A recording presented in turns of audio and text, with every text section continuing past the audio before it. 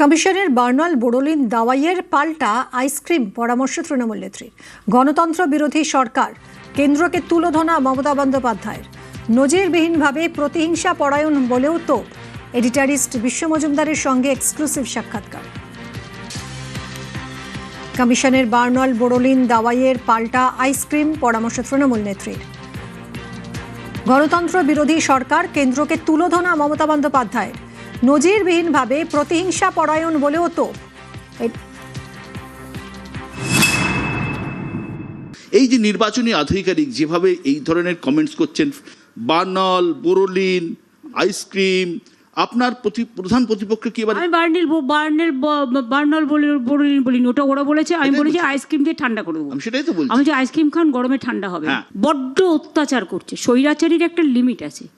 আমি 7বার এমপি হয়েছি, 3বার বাংলা থেকে মানুষ জিতিয়েছে, আর একবারও আমি আশা করি জিতবো।